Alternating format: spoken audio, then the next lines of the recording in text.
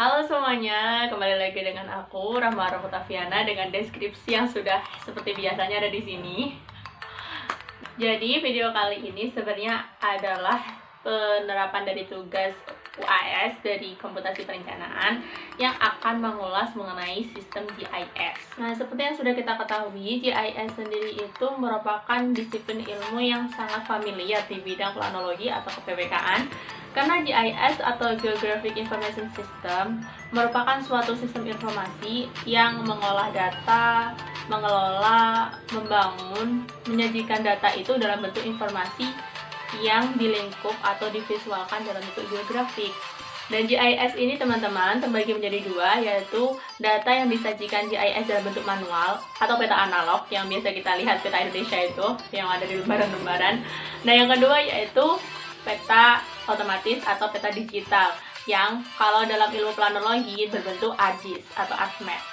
Jadi tentang GIS, apa sih kegunaan GIS dalam kehidupan sehari-hari? Banyak banget, bisa dalam bentuk ekonomi, bisnis, pemerintahan, pendidikan, ketahanan, pertahanan, kebencanaan, kesehatan, apalagi ya, kepariwisataan, dan masih banyak hal-hal lain yang menggunakan informasi geospasial ini untuk memberikan informasi dan visualisasi data agar pembaca itu memahami apa sih ini maksudnya gitu. Contoh yang paling up to date itu dalam penggunaan GIS adalah peta penyebaran COVID-19. Udah kita ketahui kan, penyebaran COVID-19 itu dalam bentuk peta didasarkan atas data banyaknya ODP, PDP yang positif dan bahkan yang meninggal dalam suatu wilayah, sehingga data-data tersebut dimasukkan dalam sistem GIS dan sistem GIS dapat memvisualkan data tersebut apakah wilayah tersebut termasuk zona hijau, kuning ataupun merah, sehingga pembaca nanti bisa mengetahui oh itu informasinya seperti itu dan apa yang harus kita lakukan atau keputusan yang akan kita lakukan setelah kita mengetahui informasi geospasial itu gitu. Nah, selain itu sebenarnya GIS ini sudah sangat familiar dengan kehidupan kita. Salah satu contohnya ketika kita ingin pergi ke suatu tempat, habis itu kita nggak tahu tuh jalan ke sana itu bagaimana, sejauh apa. Nah, kita tinggal buka Google Map. Habis itu kita dapat mengetahui informasi kita jaraknya seberapa jauh dan itu tepatnya lokasinya di mana. Itu merupakan salah satu bentuk penerapan GIS. Dan masih banyak banget kegiatan lainnya yang kita lakukan secara digital. Dan dimana kita nggak sadar kalau sebenarnya itu menggunakan sistem GIS. Nah, sudah kita ketahui apa aja fungsi, manfaat, dan apa itu GIS. Dan karena aku adalah mahasiswa perencanaan wilayah kota, mahasiswa planologi, di video yang selanjutnya akan aku bahas mengenai tutorial cara pembuatan GIS ini di dalam ArcGIS atau ArcMap.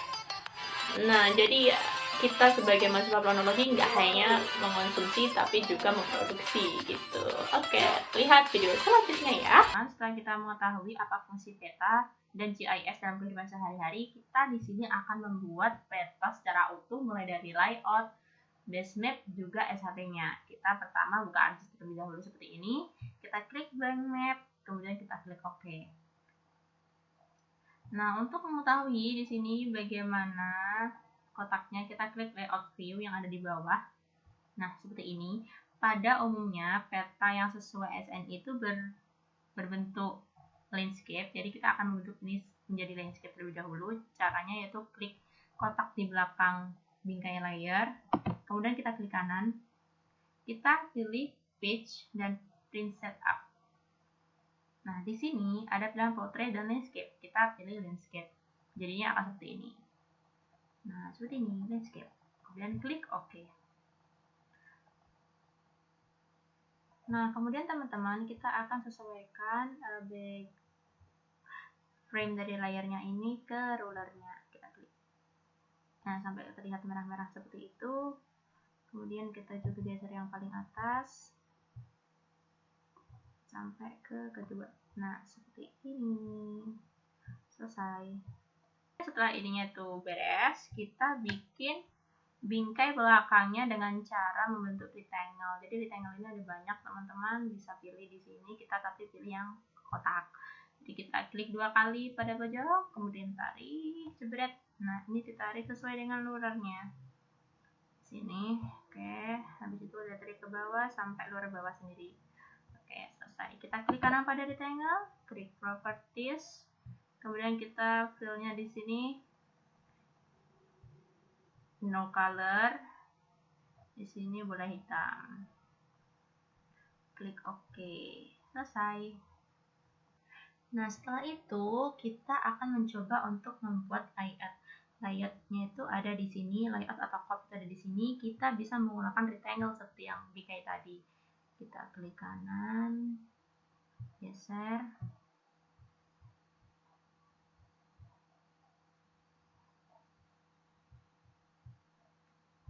Nah, kira-kira kita akan membuat rectangle sebanyak ini, 1, 2, 3, 4, 5, 6. Kemudian kita akan membuat warnanya tidak seperti ini, kita membuat warnanya menjadi putih. Kita klik shift, kemudian kita klik pada rectangle. Lalu rectangle. Kemudian kita klik kanan, klik properties. Di sini kita warnai putih dengan bingkai berwarna hitam. Klik OK. Nah, seperti ini tampilannya. Nah, jadi setelah kita bikin struktur code-nya ada dari dasar seperti ini, kita bisa masukin base map di layarnya. Caranya yaitu kita klik kanan pada layers, kita add data, kita klik citra gerintingan.tif karena ini adalah citra dari desa saya, dari rumah saya, kemudian klik add. Akan muncul seperti ini karena ini kan belum truk dengan bingkai layarnya. Kita klik zoom, fix zoom in, yaitu zoom yang ada di dalam layar sampai penuh zoomnya, seperti itu. Jadi teman-teman, base map yang saya gunakan itu berasal dari SAS.net. Jadi saya sudah mendownload dari SAS.net terlebih dahulu, jadi tinggal masukin. Nah, kemudian kita akan membuat copy yang paling atas. Copy paling atas itu berisi tentang logo dan nama instansi. Logonya dapat kita buat dengan cara klik insert, kemudian klik data frame. Seperti ini, kita geser data frame-nya ke kotak struktur copy. Kita geser sampai merah-merah. Nah, seperti ini. Data frame akan kita isi dengan logo instansi, yaitu instansi kita, Universitas Jember. Kita klik add data. Kemudian kita mencari file JPG-nya logo UNED, kita klik add, klik OK, di sini akan muncul logo UNED. Kemudian di samping sini, kita activate dulu. Nah, di samping sini kita akan menulis nama instansi.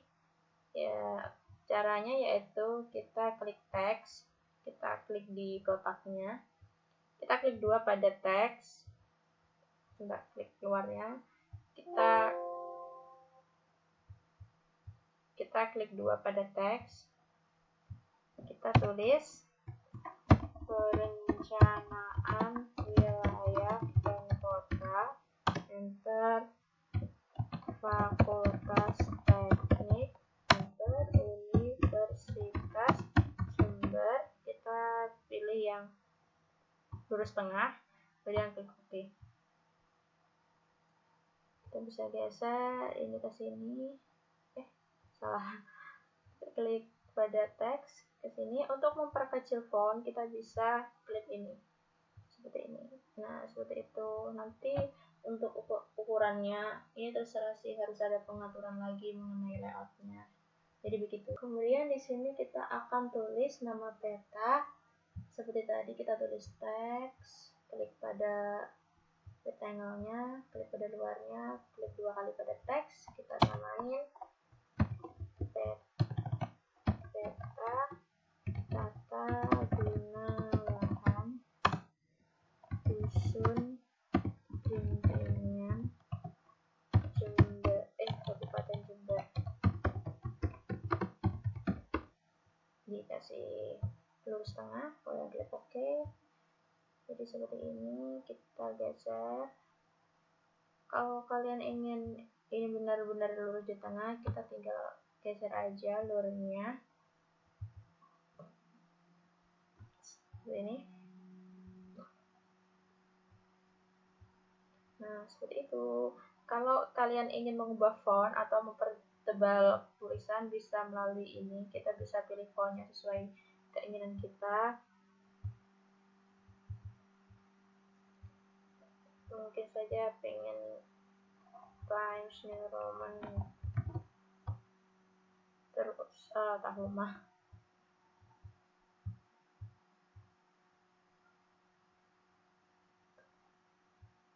Setelah Tahoma, kemudian kita pengen ngebol. Nah, seperti itu. Oke, kemudian struktur di bawahnya kita bisa masukin arah mata angin sama skalanya. Pertama kita klik layarnya dulu seperti ini, kemudian kita klik insert, kita pilih not arrow untuk menentukan arah mata angin. Di sini ada banyak jenisnya. Saya ingin menggunakan yang seperti ini, kita klik OK. Kemudian kita bisa geser ke rectangle-nya, kita rapikan seperti ini.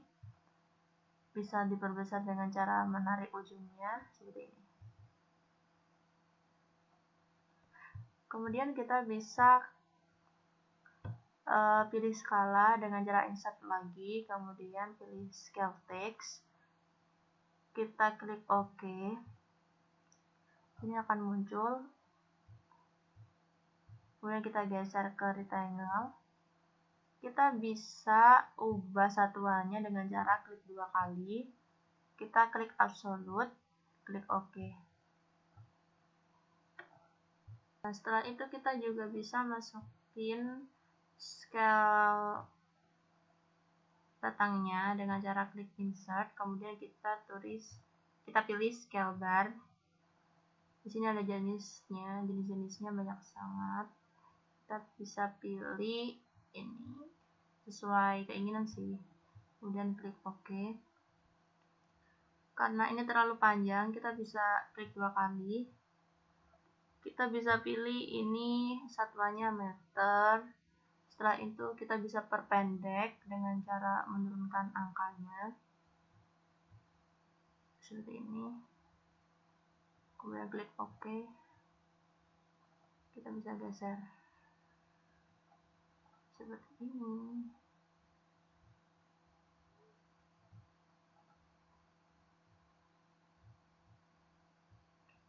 Nah, kemudian struktur di bawahnya adalah struktur legenda. Struktur legenda ini akan terisi ketika ada SHP-SHP yang tertera pada layar. Maka dari itu, kita harus memasukkan SHP dalam layar ini dulu.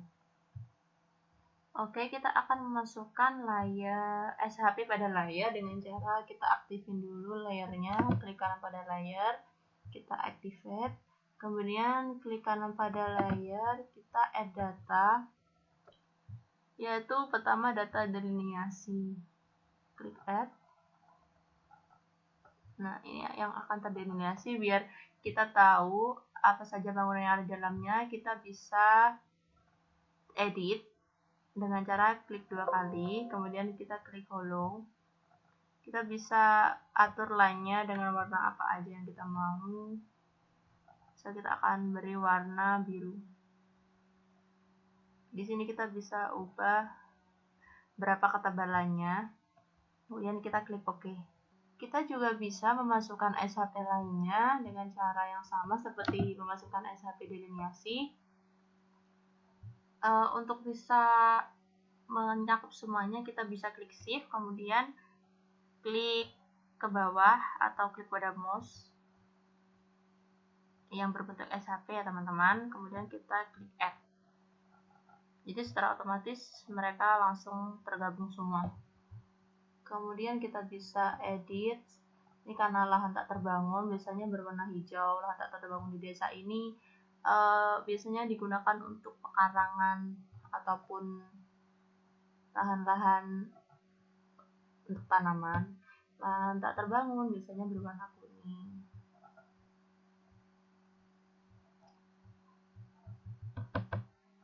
Oke, kemudian jalan kita warnai dengan warna merah.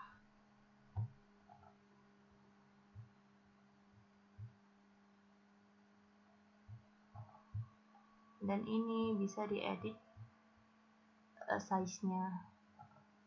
Fasilitas di sini adalah fasilitas sekolahan. Dan ini SHP sudah masuk semua ke dalam basement. Fasilitas yang ada di sini yaitu merupakan SHP dari sekolah dasar.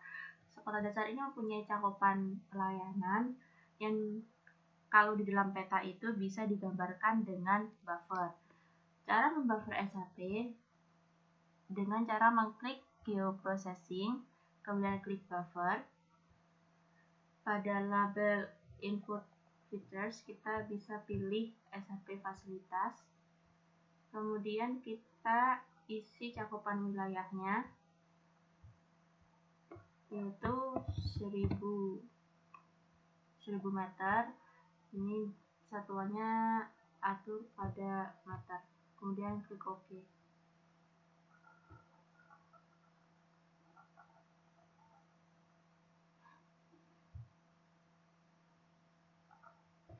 Agar dapat membaca buffernya, bisa kita klikkan pada fasilitas buffer, kemudian klik properties.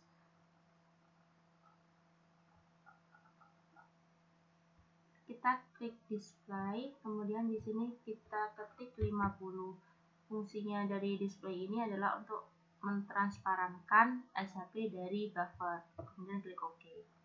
Seperti ini. Jadi ketika buffer itu sudah menutup semua lahan, artinya dia cakupannya sudah menyeluruh. Setelah semua SHP sudah masuk di dalam base map, kita akan memasukkan legenda pada layoutnya. Pertama kita klik layarnya, layar base map, kemudian klik insert, klik menu legenda. Di sini ada SHP-SHP yang akan kita masukkan dalam legenda. Untuk citra gelintingan bisa kita keluarkan dengan mengklik panah ke kiri. Setelah itu kita klik next. Di sini ada ukuran fontnya, legenda karena kita berada di Indonesia, kita tambahkan huruf A, rata kiri, kemudian kita next lagi, kemudian finish. Kita bisa geser ke dalam layout. Untuk memperkecil ukuran, bisa kita tarik garis pada pojok kanan atau kiri. Jadi seperti itulah cara membentuk legenda dalam layout. Kemudian kita akan membuat peta inset. Sebelumnya kita memberi judul pada layout dengan nama peta inset terlebih dahulu. Klik 2 kali pada teks, namai peta inset. Kemudian klik OK. Kemudian di bawahnya kita akan memasukkan SHP untuk membentuk peta inset. Yang pertama kita klik insert, kemudian klik data frame.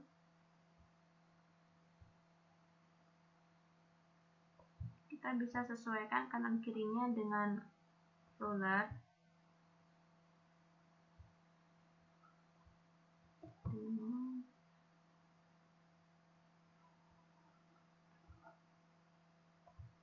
Kemudian kita geser data frame-nya sesuai penggaris pada layout.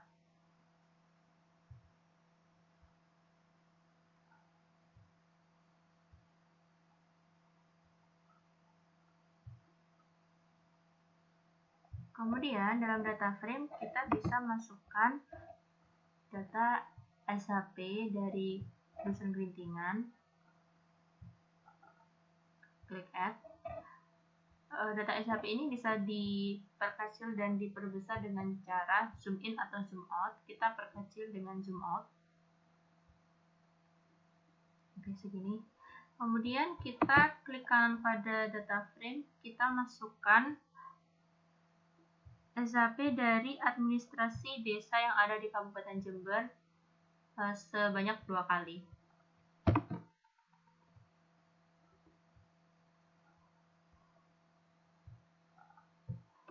Kemudian kita fokus pada kiri hard disk. Kita dapat membolak-balikan SHP ini dengan cara klik 2 kali pada SHP, kemudian tarik ke atas. Sehingga dapat diketahui delineasi yang kita tuju. Oke, kemudian untuk mengetahui desa apa saja yang ada di sekitar delineasi, kita tinggal mengklikkan SHP administrasi desa pada layar yang pertama. Kemudian kita klik properties, kemudian kita menuju labels, menu labels, kita klik label feature, kemudian kita metodenya pilih define. Kemudian pada label verbnya kita klik NAMOBJ sesuai dengan SHP-nya. Kemudian kita klik OK. Nah, maka akan terlihat desa-desa apa saja Kak yang ada di sekitar delineasi, dan delineasi termasuk di dalam desa apa, yaitu desa Jejer, Sabra, Tanjung dan Sumberjo. Kemudian kita akan menetapkan koordinat sistemnya dengan cara klik pada layer, kemudian klik insert, kemudian kita klik dynamic text dan pilih koordinat sistem. Jadi bentuknya seperti ini. Koordinat sistem itu akan menggambarkan peta kita tuh menggunakan datum apa, unitnya apa, begitu. Kita akan satukan dengan skala. Karena ini tidak muat, bisa kita kecilkan.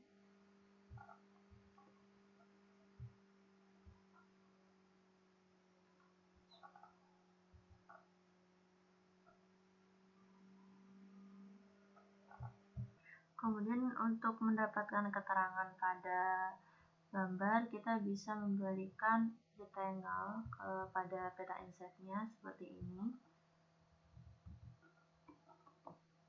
Oke, kemudian kita klik kanan, klik properties, kita kosongkan fill-nya, no color. Setelah itu kita line-nya jadikan merah. Nah, seperti ini. Kemudian di sini kita bisa copy dengan Ctrl C, kemudian kita alihkan ke bagian ini. Oke.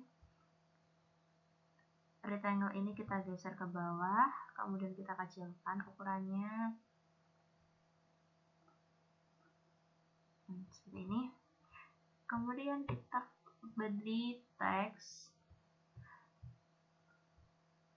dengan judul keterangan lokasi studi. Nah, begitu. Itu untuk menunjukkan lokasi yang sedang kita amati. Oke, seperti ini. Selesai. Begitu. Kemudian untuk memberikan penjelasan titik koordinat pertemuan X dan Y, kita dapat melakukan penempatan grid pada layer base map-nya dengan cara klik kanan pada layer, kemudian klik properties, kita fokus pada menu grid, kemudian kita klik new grid, kita ambil measure grid, kemudian kita klik next, kemudian next lagi, kemudian ini bisa dicentang, deadline-nya juga bisa tidak usah dicentang, kemudian kita klik finish, kemudian klik OK, dan di sini akan terlihat bagaimana pertemuan X dan Y-nya. Jadi begitu penjelasan mengenai pembuatan peta yang berawal dari layout, kemudian base map dan SHP-nya. Semoga bermanfaat bagi kalian. Terima kasih telah menonton.